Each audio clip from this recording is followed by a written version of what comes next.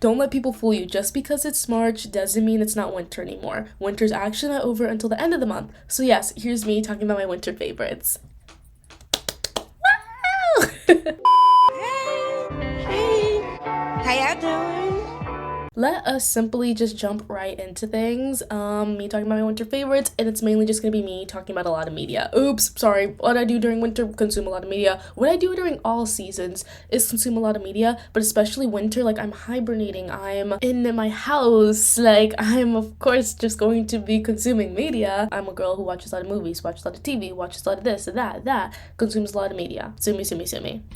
Okay, so first up we have documentaries. I kind of went on a little bit of a documentary kick, like early January, like late December to early January, a little bit of documentary kick, and yeah, I'm like in and out with documentaries. It's so weird. Like I can go like on a 2-week long binge of like all I'm watching are different documentaries, not even like about the same thing sometimes. I can go on like really random kicks, like just literally for no reason, and I kind of did that late December to like early January. So yeah, so first up, Fleetwood Mac. I watched 3 different Fleetwood Mac documentaries, and I want to say their actual names, so let me look on my phone right now so that I can say their names of the documentaries that I watched. Okay, so first one was Fleetwood Mac Their Own Way, then it was Fleetwood Mac Unbroken Chain, and then it was specifically a Stevie Nicks one, Stevie Nicks Through the Looking Glass. Those are the 3 Fleetwood Mac documentaries I decided to watch for some reason.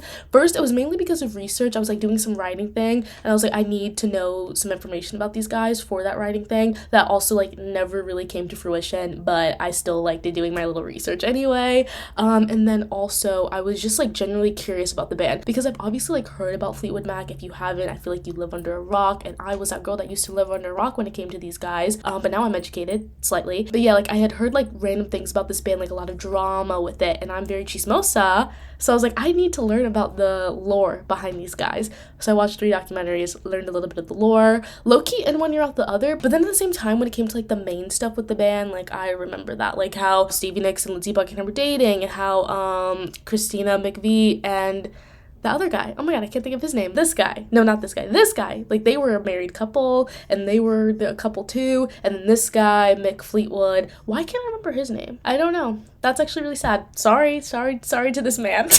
Sorry to this man whose name I do not know right now. John? No, I'm not even gonna try. See, low-key in one ear out the other. I'm sorry about that. But, yeah, it was actually really interesting to find out information about this band, actually hear about the lore, also finding out about, like, how this band came together. Like, I thought these 5 people were, like, the 5 people from the beginning of this band, but no, like, this band has gone through so many different iterations, and that was such interesting information to learn. And yeah, I actually really enjoyed watching those documentaries, and also it's so interesting watching, like, multiple documentaries about the same, like, topic, whatever, because then I'm, like, learning, like, contradicting things. I'm like, okay, so what's the real story? And by that, I mean, there was one specific story, like, kind of a big story, too, that was in both the documentaries, but they were not completely different, but like, yeah, like basically completely different stories. And I'm like, okay, so which one's the right story? And I'm going to attempt to explain the story. It might be terrible, and I'm already sorry about that, but here, let's try it. So like I said, this band has gone through many different like iterations of like who's in it, who's out of it, like people coming and going within like the bandmates, whatever. So there was like this like transitional period where it was Mick Fleetwood in the band, who is this guy right here. I'm like, yeah, that's him. I'm very sure about that, I think. I don't know. No, I'm pretty sure that's him. So Mick Fleetwood was trying to find some, like, new people to bring into the band. They were in this, like, transitional period of, like, we need some fresh voices in here, whatever. And he was also in California just looking for some studio space to see, like, once he got so many people in the band, and once the band was, like, a full thing once again, like, oh, we need to find a place to record our new album. So he was in this studio in California and, like, going through the different rooms and the different studios. He's like, hey, I want to hear, like, what the acoustics sound like in here. So he pressed play, like, in a random studio, pressed play on, like, whatever they had, like, queued up, and suddenly he heard the voice of Stevie Nicks, and he was like, I need this woman in my band so bad. And the person that was like showing him around in the studio or whatever was like, well, like, you can't just have her, she's like in a relationship and in this like band with her lover, boyfriend, I don't think he was ever a husband, they're a package deal, like you can't have one without the other, so you need to have both if you want her in your band. And he was like, you know what, frick it, yes, I'll take both of them. And thus Stevie Nicks and Lindsey Buckingham were a part of Fleetwood Mac. That's the one version of the story. Then the other version of story is basically all of that what I just said, but instead of hearing Stevie Nicks' voice, he actually heard Lindsey Buckingham's voice, and he was like, I want this guy in my band. And then there was the same situation of like, well, he has a girlfriend, and like they're, you know, a package deal. If you want one, you have to get the other, blah blah. And he's like, you know what, since I want him, I'll take her too. and thus Stevie Nicks and Lindsey Buckingham were in the band. Which story is correct? Did he want her and like had to take him with her? Or did he want him and had to take her with him? Who knows? I don't know, but those documentaries did give me contradicting information, and that was interesting because like now I don't know what the truth is. I mean, it's like such a small little like thing, but also it's like kind of like a big thing. I don't know. Whatever. Why did I explain that? I don't know how to end the statement, so we're just gonna move on. Next up, I watched an ABBA documentary, ABBA Against the Odds. That was on Netflix. I think it was also part of BBC, but I watched it on Netflix, and I thought it was just a Netflix documentary, but now my information might be a little, some wires have gotten crossed, but I watched it on Netflix, whatever. And that was like an interesting one to watch too. It had been on my list for a hot little minute, and then after I watched the Fleetwood Mac documentaries, I was like, I want to get into more music documentaries. I'm just always so interested of like studio sessions and like seeing that. Like I could watch anybody in a studio session. It's like, it's just so interesting to me, like being in the studio, putting together a song. Like I want to see behind the scenes of all of my favorite artists being in the studio and creating music. It just sounds so awesome to me. So yeah, after watching the Fleetwood Mac documentaries, I wanted to watch some more music documentaries, so I watched ABBA, and that's the only other one I watched. After that, I was, After that, I got fatigue of music and I couldn't watch anymore. But watching the ABBA documentary was actually so interesting. I did not know they were, like, so hated by their country. Like, Sweden, like, hated them. They were like, oh my god, they're just so pop and so basic. Like, oh, we hate ABBA. It was so interesting to learn that information, especially with, like, how, like, huge they are now. And, like, there's such, like, they're in the music zeitgeist. Like, come on, everyone knows at least one ABBA song. And not even that, at least, like, 3. Everyone knows at least 3 ABBA songs, you know what I mean? Also, it's interesting to learn how they came up with the name ABBA. Like, it's literally just the first initial of all of their names. Crazy. Did not know that. And also, it was interesting to learn that they're 2 couples. Or were 2 couples. Because these guys were married and they had a couple kids and then they broke up. I don't know if these 2 are together still. In the documentary, they kind of made it seem like they're still, like, going strong or whatever. But they were, like, the more, like, late bloomer couple, if you will. Of, like, they were, like, engaged for years and years and years. And, like, did they ever get married? I think they did. And are they still married today? I don't know. But it was generally interesting to learn about ABBA, especially like how much they were hated, and like that was super interesting to learn. And yeah, that's all I need to say about that. And those are all the music documentaries that I watched. I watched 4. Yeah, like, I don't know, watching 3 different Fleetwood Mac documentaries, I think I like watched them all like in the same day. And it was so I got fatigued quick. And then I think like maybe a week later I watched the ABBA documentary, and then I was done with music documentaries. So then the next documentary I watched was the Stranger Things documentary. And like how I said, I love the idea of like watching music documentaries and like studio sessions and like seeing those. Like I would kill to see anybody's like behind the scenes in the studio type vibes, whatever. I feel the same exact way, maybe even stronger when it comes to like film and television. Like, oh, to see the behind the scenes of a film television production, I'll eat it up every freaking time. And of course, I needed to watch the Stranger Things documentary, making of like season 5, essentially. I've been with that show since the beginning, since I was literally a sophomore in high school, and now I'm 25 years old.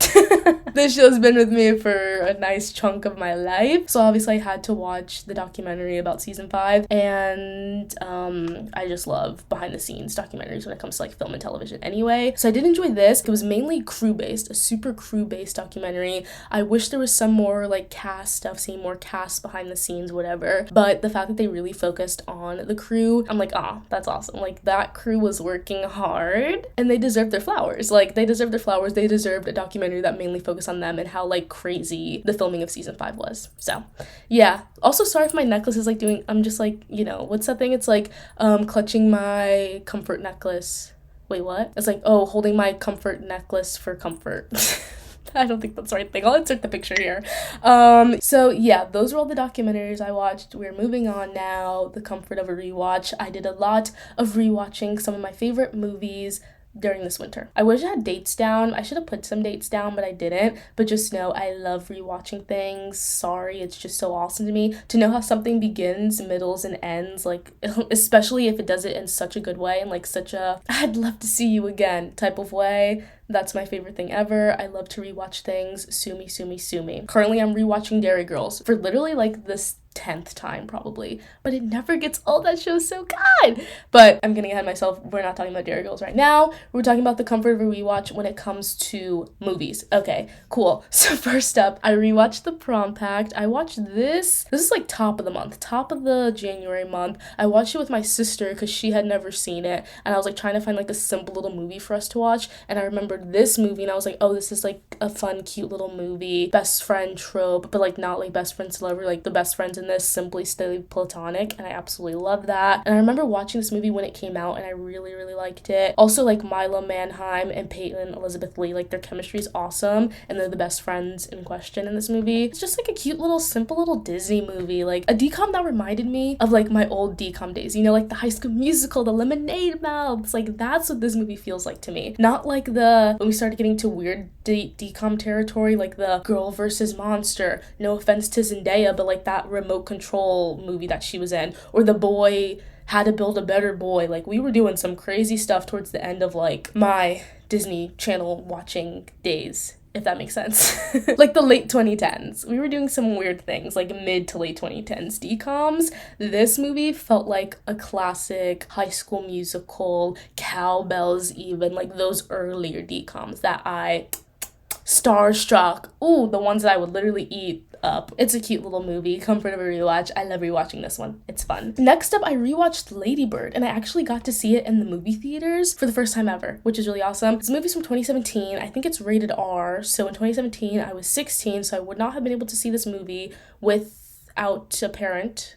What? It was rated R. I couldn't watch a rated R movie in 2017 because I was only 16 years old, and my movie theater, my local Regal movie theater that I would go to with my friends every Friday night, was quite strict. So yes, when I finally did watch Lady Bird, it was definitely like on an illegal movie website when I was 16 years old because that's the only way I could watch it. Sorry. But I finally got to watch it in theaters, and that movie is so good. I love Lady Bird. I've definitely seen it more times since that first time I watched it in 2017 when it came out. I adore that movie. Finally getting to watch it on the big screen. Awesome, awesome, awesome to me. I love it. Saoirse Ronan. That's my girl. We need to get her an Oscar. We need to get her something. She's too dang good. Oh my god, she's literally one of my favorite actresses. Yeah, great movie through and through. We all know that. I'm so glad I got to watch it on the big screen. Thank you. And that was like mid-January, something like that. Whatever. Next up, Knives Out. This is my favorite movie of all time. Sue me, sue me, sue me. Actually, don't sue me, sue me, sue me. I feel like that's not like the craziest or like the most like film bro-esque answer. Like me saying Knives Out is my favorite movie doesn't feel equivalent to like a film bro saying like The Godfather, saying Pulp Fiction, saying Interstellar. Like it doesn't feel on par with that. But yeah, Knives Out is my favorite movie. I've seen this too many times. Too many times to count. I can think of 5 separate occasions I've watched this. Actually,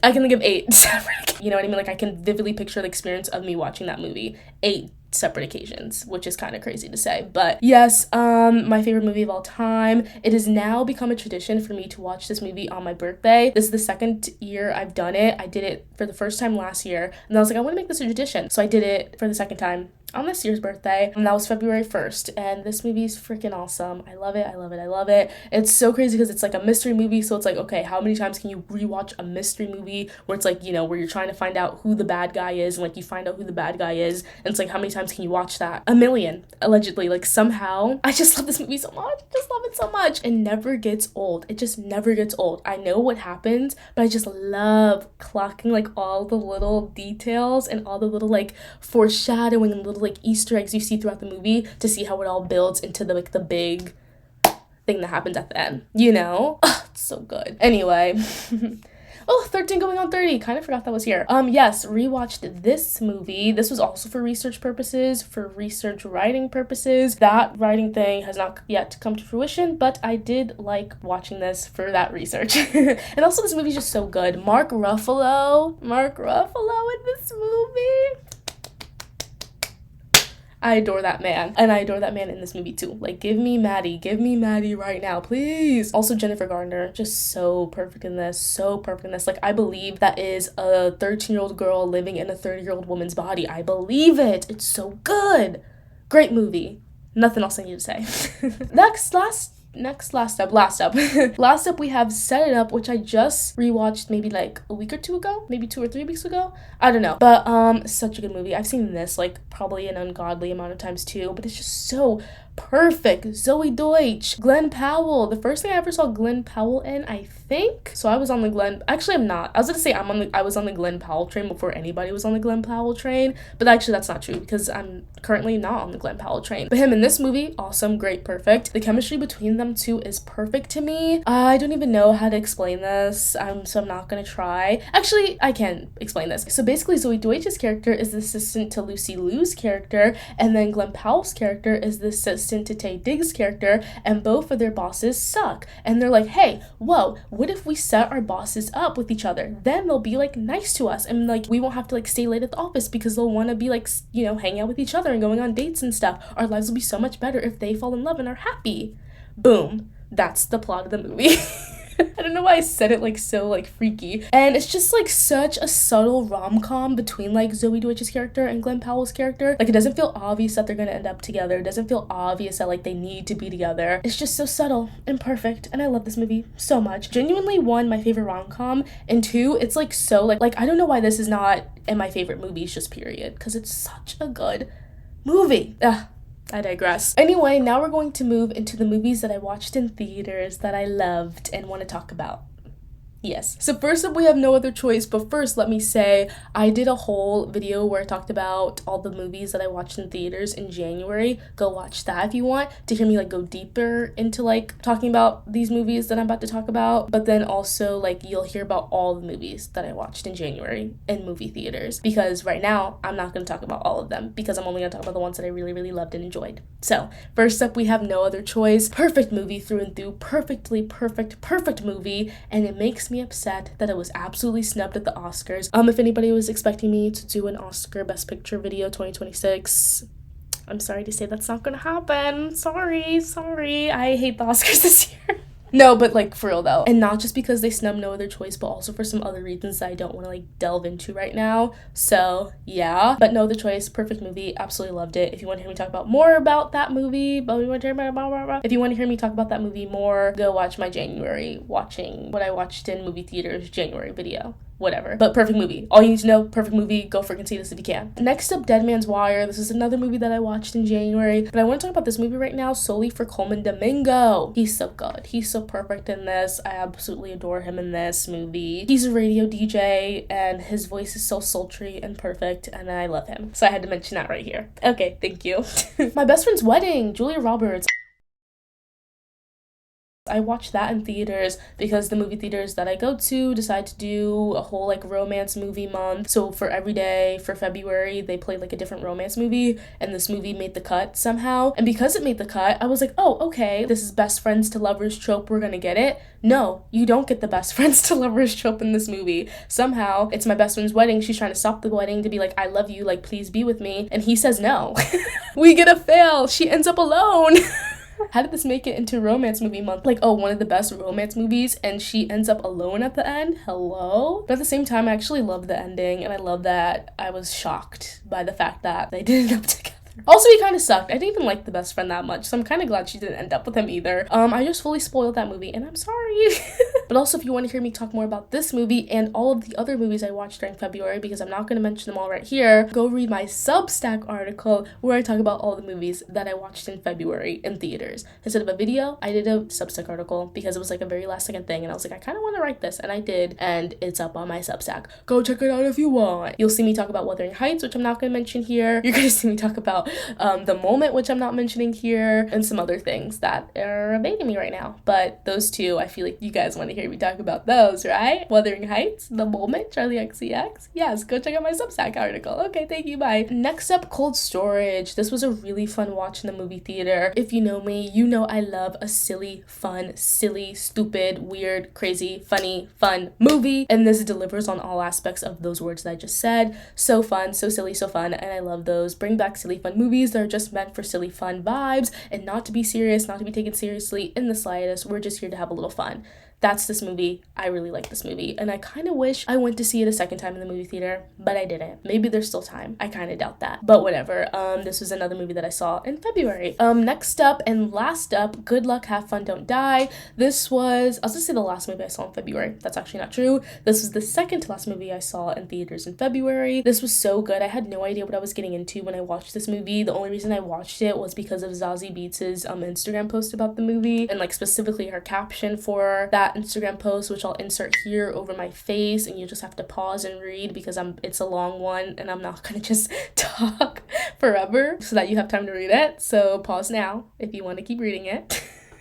But yeah, knew nothing about this movie aside from that Instagram caption, and I loved this movie. It's so good. I love the ensemble cast that we put together for this. Absolutely perfect to me. And I just love the plot and like how things flowed, just the script itself and like what we're talking about. It's like such important things to talk about, but it's not like super preachy and not super like banging you over the head with like the message that it's trying to send or whatever. It's just a good movie, and it's fun, and it's fun. It's like a really fun and weird ride. Next up, I'm moving into television shows I loved and liked watching this winter. First up, I finally watched The OC. Finally watched The OC, and I will say maybe this shouldn't be considered in my winter favorites, but I do just want to quickly talk about it though, because I liked the show, at least in the beginning. Like the first season I really liked, the second season I kind of really liked too, but then I'm not gonna lie, I did have to speed run the last 2 seasons, and it's only because like there's just so many times you can like rinse, recycle, repeat the same tired storylines and like make them like a tiny bit different. So I did speed run the last 2 seasons. Also, there's just so many episodes, and I never thought I'd be that type of person, because like back in the day we would get like 24 full episode seasons. Like that's awesome, but this show, they didn't need it, and they would go like to 27 episodes. Like I think the first season had 27 episodes, and like they were all like that. Like it was like 27 season 1, 25 season 2, 25 season 3. I think season 4 only had like 13 or something because it got like canceled midway or whatever, or they just got like a last season to wrap up all their whatevers. But yeah, like it was just too many episodes. The episodes were too long, and like I said, we were just rinsing, repeating, dragging out storylines. I had to be done, but I didn't want to just like stop the show, so I just like sped run and like sped through episodes. Sue me. But yeah, that was the OC. Semi-enjoyable time. Next up, we have Minx. I rewatched Minx because this was also low-key for like research writing purposes too, but then at the same time I did really want to rewatch it, like season 1, season 2 back to back in a way, because I don't think I ever did that. I remember watching season 1 when like it came out, and then watching season 2 when it came out like a year or 2 later. And yeah, season 1 of Minx is the best thing ever. Season 1 of Minx, You Will Always Be Famous to Me. Season 2 of Minx, you're not my fave. And you can just see like the shift, because originally it was like an HBO show, and then it got canceled, and then I think Stars decided to pick it up, or somebody else, I'm pretty sure it was Stars, decided to pick it up and was like, we're gonna take this show and we're gonna keep it up for you guys. And then season 2 was like kind of butchered, and it was just like not the vibe. But season 1 is so good. I love Minx. I love this like magazine company, but it's like basically Playgirl, but then we're feminists, and it's just so good. Craziest way to describe a TV show, especially this TV show, but like that's all I can say. Also, I feel like this is like kind of crazy, but like we don't see but it's like kind of close, and I'm like, I need to scroll away. I don't want to get demonetized, whatever. Next up, I watched Wonder Man, the Marvel TV show about Hollywood. Yes, it's about Hollywood. He's an actor. The main guy in this is an actor, and he wants to be Wonder Man. They're making a Wonder Man movie, remaking a Wonder Man movie, and he wants to be the main guy in it. Boom. Also, Ben Kingsley is in this, and if you know Ben Kingsley, he was in Iron Man 3. He was in Iron Man 3, and he was an actor in that, so like he's still an actor. Like his character's the same. He's like still an actor, and then him and the main guy in this is terrible. This is such a bad explanation. But Ben Kingsley's character is like friends with the main guy in this, and they're like the Wonder Man duo, whatever. But then there's like a little plot twist, and there's like some secret things going on, and whatever. Go watch this show. It was actually really fun to watch. I actually really liked it a lot. The main guy in this, I don't know if I know him from something else, but he was really interesting to watch in this. Good performances. I really loved the duo, like the little bromance duo happening between him his character and Ben Kingsley's character, like, they have great chemistry. Really loved watching them become friends in this, and then, like, become, like, wannabe actors and, like, want to get their big breaks and whatnot. And yeah, good show. Hope it gets to season 2. Worst things have gotten to season 2, so I hope this gets a season 2. Thank you very much. So anyway, we're just gonna move on. The Burbs with Keke Palmer. It's based off a movie, but this is a TV show, little Peacock series. This show was not good, but not good in the sense that, like, the plot and some of the writing was a bit meh to me, and, like, how the plot moved was a bit meh to me, and how the storyline was mid, whatever. But the characters in this, Keke Palmer's character, her husband, all, like, the little neighbors and, like, that she becomes friends with in this, like, little suburban town that she lives in now, whatever, all of that, absolutely adored it. I adore all the characters in this TV show, and for that reason, I hope we get a season 2, because I need to see all of these characters again. I have to. Please, Peacock, renew this for season 2. I need to see more of these characters. And also, with the way season 1 ended, it was definitely like a cliffhanger type of vibe, so I want to see what happens next. Please, Peacock, please give me season 2 of The Burbs. Go watch The Burbs if you can, so that I can get my season 2. Thank you very much. Next up, we're going back to bromances. Sherlock. I finally watched Sherlock. I finally did my thing as a girl who wasn't on Tumblr back when this was, like, big, and I wasn't a part of, like, the whole, like, John Locke shipping whatever. And if you don't know what that is, Sherlock, John Watson, our two main guys right there, like, they were getting shipped heavily, and everybody thought they were supposed to be a couple, apparently. I don't know, I'm kind of regurgitating, like, information that, like, I got, like, it's been years since this show's been a thing, so, like, all the information that I'm saying right now might not even be completely factual, but I'm pretty sure, like, everybody wanted them to date when this was, like, when the show was actually going on, but they never ended up together, and I needed to finally tap into this. So yeah, I need to tap into this queer baiting, which I'm like, was it? After having watched all of it, and it's, like, such a short show. It's 4 seasons, 3 episodes per season, but each episode is literally like a movie. It's an hour, 30 minutes. It took me, like, a week or 2 to watch this, and I had a good time. And all that to say, now that I've watched everything, like, did I feel like this was queer baiting? Because people are like, oh, this is, like, the original queer bait show. You know what I mean? And now, having watched the whole show, do I think that it was that? Maybe. I don't know. I'm a straight girl. Let me not speak on things that I don't need to know. What? Let me not speak on things that aren't my place. That's not my place. To say if this is queer baiting or not, that's not my place. I'm straight. I don't know. I'll happily read any discourse, though. Y'all tell me. But I just genuinely love friendships. I'm sorry. I'm all for, like, soulmates, but, like, platonic soulmate plot lines. Sorry about it. Them being besties for the rest of their days. Like, I'm perfectly okay with that. I love that for them. I'm all for platonic soulmate storylines. Cough cough, Sid, Carmi, and the Bear. Bringing that up. If they decide to stay platonic soulmates forever, I don't care. I love that. That's so sweet to me. Why has everybody got to be dating? Why do friends always have to date? Can they just be friends? Literally going back to the prom pact, can best friends just be friends? According to that movie, yes. And according to Sherlock, yes. Best friends can just be friends. But it was really funny watching this show and how everybody, like, in the show were like, y'all are lovers. And them having to be like, no, I'm not gay. I like women. I'm getting married to a woman. We're not dating. We just live together and we're roommates that solve crimes together. We're just roommates. We're not gay lovers. That was kind of funny. I did love that. And that's all I have to say. Go watch the show, though. I did actually really like it. As a person that's, like, not super into true crime stuff, I did actually like all, like, the cases that they were solving in this and how they worked and whatnot. That was interesting to see. And that's all I need to say. No more tangents. No, I'm not going on more tangents. I thought this was the last one. We have one more thing. Bridgerton. I just finished watching Bridgerton season 4. I didn't watch it, like, the part 1, part 2. I was like, I'm just gonna wait until the whole thing's done. I actually wasn't, like, super excited for this season by any means, really. So that's why I was like, you know what? Like, part 1 came out January something. I was like, I'm gonna wait till part 2 comes out so I can just watch it all at once. Honestly, 1, I'm glad I did that. 2, I loved this season. Hold on. Wait. Redo. I liked this season. I enjoyed it. I actually thoroughly enjoyed it. I can't say loved because this season will never be season 2. Season 2 is my magnum opus. Season 2 of Bridgerton, that's TV cinema, baby. Like, it's so good. And this is, like, a close second. Like, if I had to rank the seasons of Bridgerton, it's season 2, season 4, and that's it.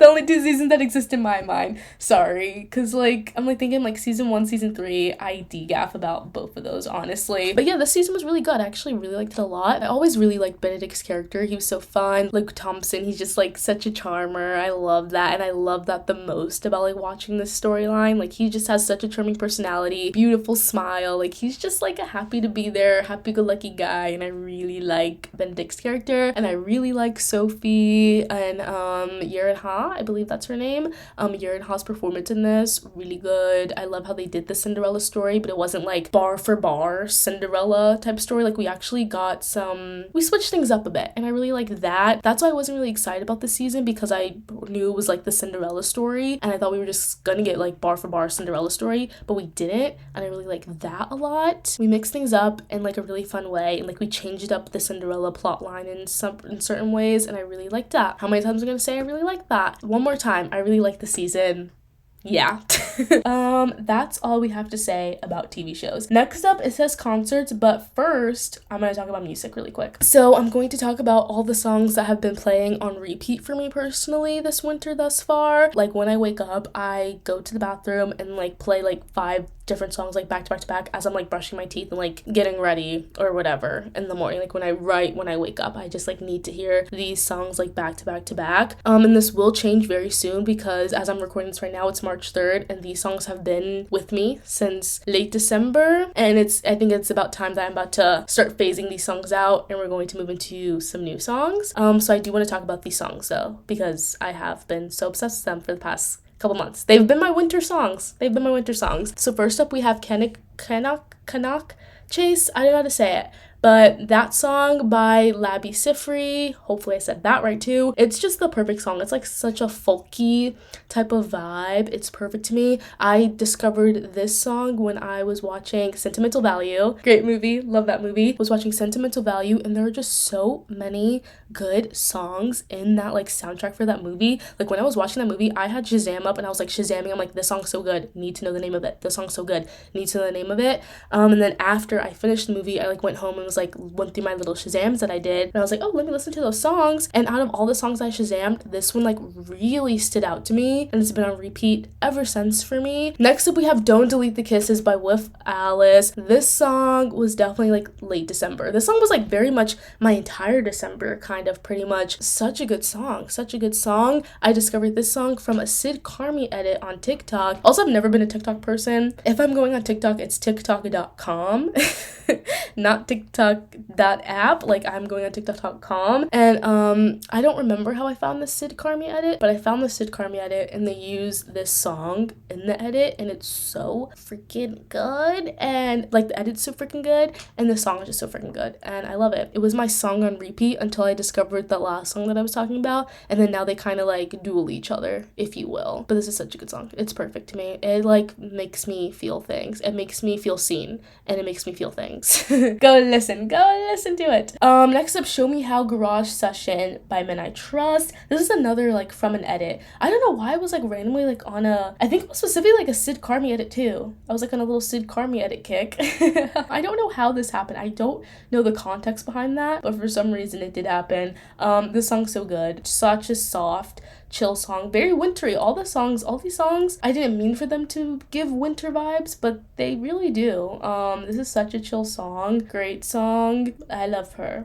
That's all I need to say. Next up, La Di Da. This is not really a winter song, but I was like randomly reminded of this. La Di Da by The Regrets, Further Joy, this album like was my album of summer 2022. Yes, this was my album of summer 2022. Perfect album to me. Like I listened to that album. You know, you fall in and out of albums. So like I really like beat this album to death in 2022 summer. And nowadays, whenever I randomly decide to listen to the album, because I don't really have a big pull to listen to it these days, but whenever I do listen to it, like I get transported back to summer 2022. Like all the same feelings come back. I'm like, oh my god, I remember like driving in my car and like listening to this and like doing this thing in the summer and listening to this album and like blah blah blah blah blah. And I love that. I love when albums like kind of get associated with like a certain period of my life, or like a certain time, or a certain show I was watching, or a certain book I was reading while listening to it. It's kind of fun. I love that. But yeah, this song La Di Da, I just got randomly reminded of it, and I was like, this song's so good and it's so fun. Definitely not wintry, definitely summer vibes, but I don't know, it's just been on repeat for me a little bit this winter.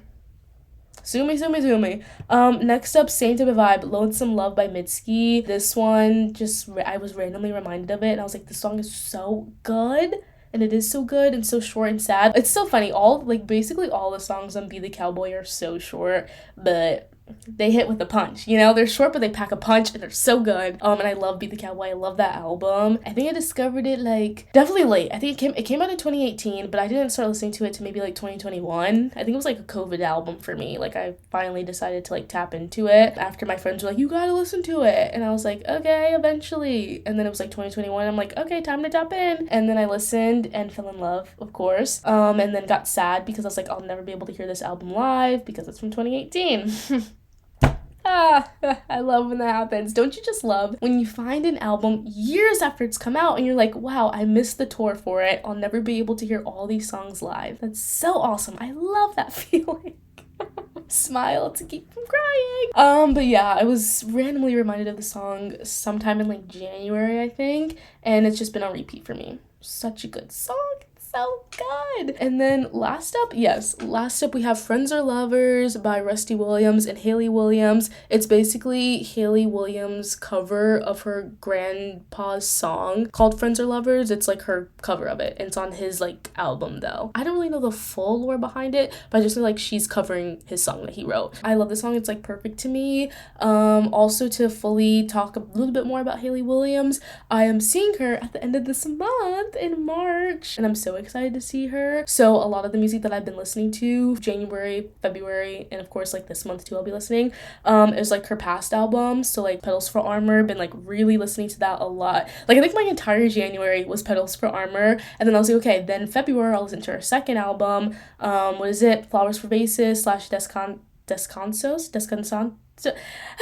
I don't know how to say words, sorry. But I was listening to her second album for the entirety of February, because when I got concert tickets, I had only listened to her newest album, Ego Death at a Bachelorette Party, and that's a perfect album to me. Literally the album that made me tap into her, the album that I'm I need to go see her, and I luckily was able to get tickets to see her. This month is just Hayley month, literally. Also, last month was Hayley month, and the month before that was Hayley month. But yeah, why did I say that? Oh, more music.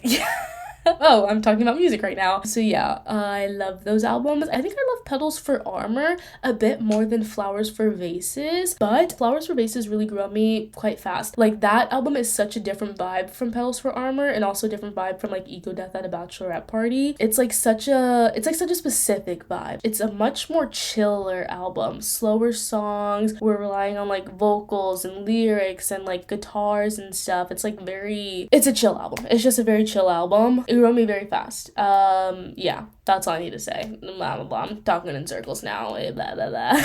Now we're moving into concerts. Woo! So far this year, I've been to 2 concerts, both winter concerts. Went to one in January and one in February. First up in January, I went to see Not For Radio in Chicago. Most wintry winter concert ever. Did it snow? I don't think it snowed while we were there, because I went with 2 friends. We went to Chicago to go see her, and I don't think it snowed, but it definitely was very cold and just very much winter vibes. Not For Radio is Maria Zardoya's solo project from the Marias, and she put out the album in October and then maybe dropped tour dates in November, and then the tour came around in January. And yeah, me and my friends went to Chicago to go see her, and it was really fun. Concerts, love them so much. I'm trying to do a thing this year where I go to 1 concert per month. I don't know if that will be able to happen, but I'm really trying to do that because I just love concerts so freaking much. If you know me, you know I love me some concerts. So I already did a January, I already did a February, I have a March lined up. I don't have April, May lined up, or June. I don't have April, May, or June, but I have a July, and I have an August. I have no September, October, November, December. But just wait and see. But yeah, saw Not For Radio in January, and then in February I saw the Wombats, which was such a fun experience. Literally showed up 30 minutes before doors open, and I got second row. And it was such a full circle moment, finally being able to see the Wombats. I have loved them, or been into them, since 2016, since I was a freshman in high school. I just know my friend was go listen to them, and I did, and then I fell in love, and I never got to be able to see them until this year. 10 years later. Kind of crazy. crazy. 10 years since I first started liking them. I finally got to see them, and it was really awesome and such a beautiful full circle moment. I also got a set list, which is really awesome, and I would show it to you right now, but it's like hanging on my wall now. Just a great time. Just a great freaking concert. And those are the concerts that I've been to so far. Like I said, I want to try a thing where I go to one concert per month this year. Let's see how that happens. Right now, the next time my list is this month, like I said, Hayley Williams at the end of the month. And then after that, I have Tame Impala in July, but I'm gonna try to fill in these little gaps, these month gaps. I'm gonna find something. And then after that, I have Harry Styles in August. And then after that,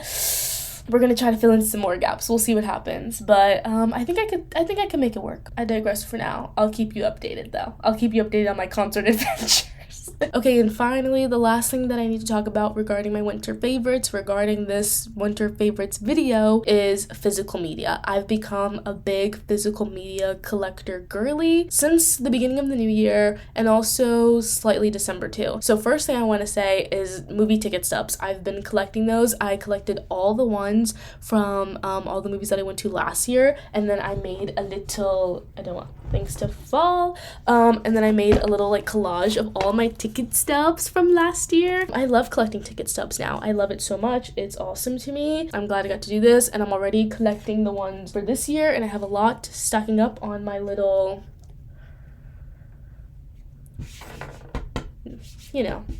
shelf. On my shelf. So, physical media. I love collecting ticket stubs. It's awesome to me. Next up, I have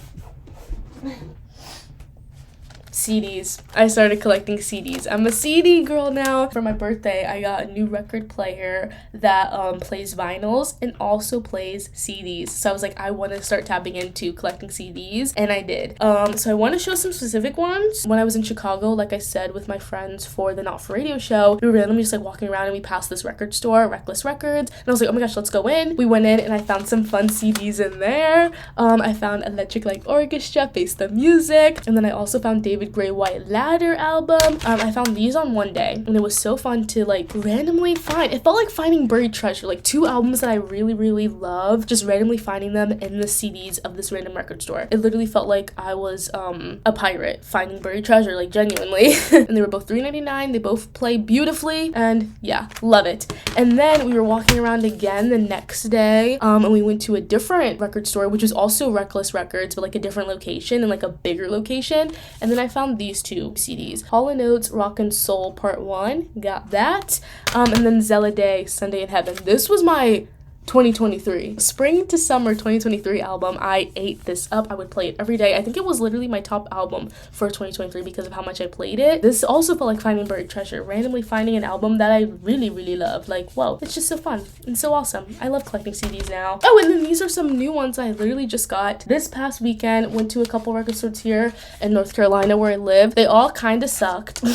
None of them were super awesome. So all of these are albums that I don't even know, but I still wanted to get them and try them out. First up, I got Contraband, The Best of Men at Work. My dad was like, oh, I really like Men at Work. You know a couple songs from them. And I was like, I don't think I know these guys, but sure, I'll get this. And I got it, and I listened to it, and I did know one song. I didn't really know any of the others, and it was an okay album. I'll still put it on randomly, but I'm not really reaching for her. The Pretenders, on the other hand, the Pretenders album, this is all of their singles, I think it was called. Yeah, Pretenders, the singles. This was really fun. I think I played it yesterday for the first time, actually, and it was really fun to listen to this. Literally $1. The record store that I got this from, and also this next one, I really, really didn't like it. The way they had the CD set up was so overwhelming. They were all just stacked together, and it was just really rough to look at. I barely know how I even was able to find this, but I'm so glad I found it. Also, it's literally $1. And I love the majority of the songs on here. It makes sense that these are the singles because they're all so good. And then I got Elton John Duets album, just him and a bunch of duets. I just listened to this album CD right before I started recording this, and for the first time ever, I heard the Don't Go Breaking My Heart RuPaul and Elton John duet. And my life has been changed. That's such a good one. It's so good. I didn't know that existed until I listened to this, and this was awesome. And I also just love the majority of the duets on this. I didn't know any of these songs, and suddenly I've fallen in love. And I just really love Elton John's voice, and I already knew that, but just hearing him with these duets with some of these people, I'm ooh, his voice is just so good. I was reminded oh my gosh, his voice is so good. So that's my CD haul of all the CDs that I've got so far this winter, basically, because I started in Chicago, which was January 10th, I believe. So peak of winter, these are the CDs, and I'm so excited to collect more. But yeah, with that, with me talking about the physical media I've been collecting, that's it for this video. Those were my winter favorites movies, my winter favorites TV, my winter favorites, what was the other thing I said? Concerts? What was the other thing on that list? TV? No, I already said TV. Concerts. No, there was something before concerts. Music. My winter favorite music. The songs that have been on repeat for me this winter. And then, of course, my CDs that I've gotten thus far this winter. My physical media. I love collecting physical media. I love it. I love it in a big way. I'm going to be doing that this year. And it's funny because I've always been like a collector. Like I've had vinyls since like 2016. Like I started collecting vinyls. I got my first record player, I'm pretty sure 2016. So like I've always been collecting in that way, but now like expanding into CDs feels like so fun, and I'm so excited to buy more and also buy more vinyls, collect more ticket stubs, and yeah, more physical things. I just want to touch things. I want things to be in my physical person, in my physical like space, instead of just having things on my computer, on my stinky little phone. I want to touch it. I want to be able to touch things. Thank you very much. And I want to own things. I want to own my music. I want to own it. Sue me. But yeah, that's it for this video. I'm tired now, and I've been talking for far too long, I fear, and I need to go. So I'm gonna go. Thank you. Tell me what your favorites are. Give me some recs for some movies to watch, for some TV to watch, for some music to listen to. Give me it all. Thank you. And goodbye now. Goodbye.